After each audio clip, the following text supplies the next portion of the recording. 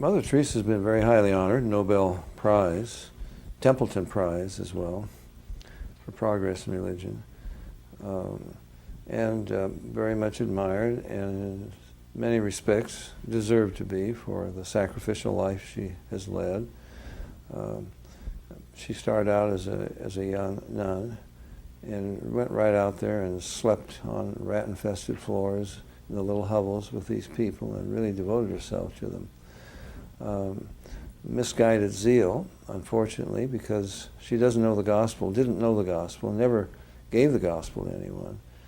So it's wonderful that she would pick them up out of the gutter and clean them up and put them in a clean bed, but she launched them from a clean bed into hell. And that's not a great favor to do to anyone.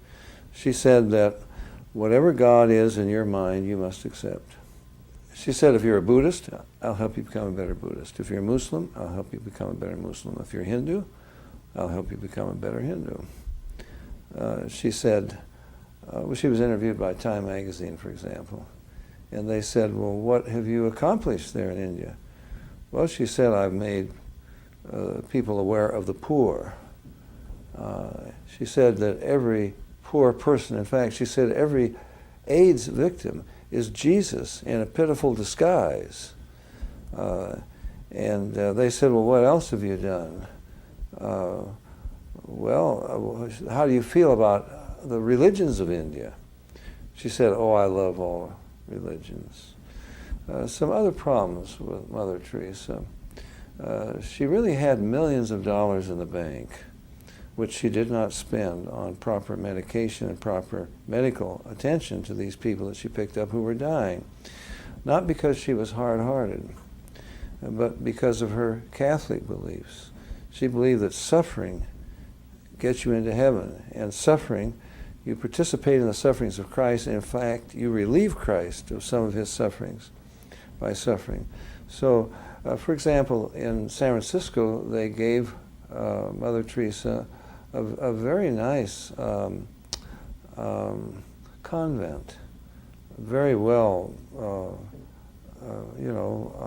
built, very well furnished.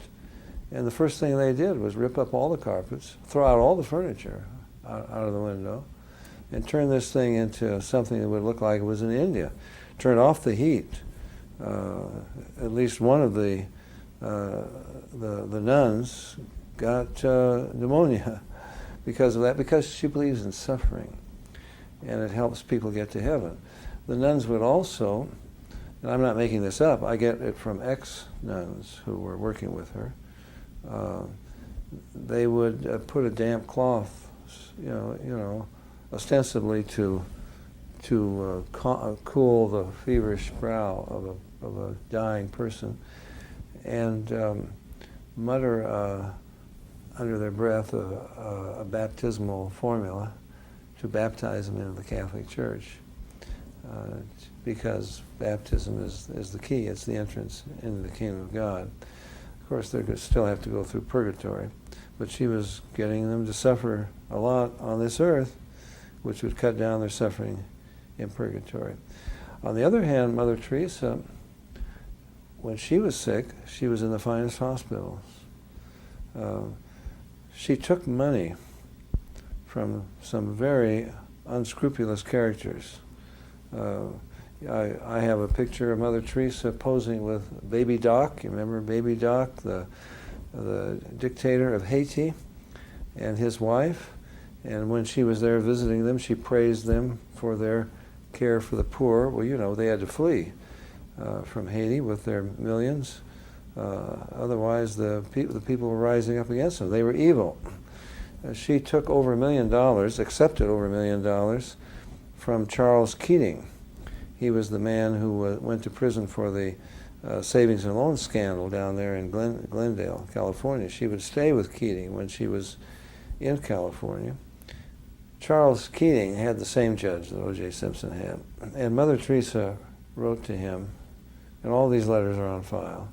Mother Teresa wrote to him pleading for clemency for Charles Keating. The assistant DA wrote back, and I have a copy of his letter, wrote back and said, this man is a criminal. He's going to prison, and he's taken money. He's defrauded widows and orphans, and you've received or accepted more than $1 million from him. Wouldn't you think that Jesus would want that money to go back to the right people? If you will send it back to us, we will see that it gets to these people. He never heard from Mother Teresa. Now, about 4 or 5 years later, I wrote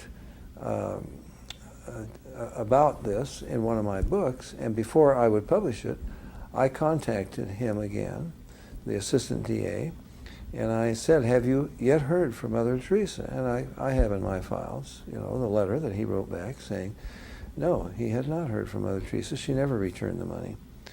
So there are some real problems with Mother Teresa. On the one hand, she seemed to sacrifice, but there seemed to be some ulterior motives for doing this as well.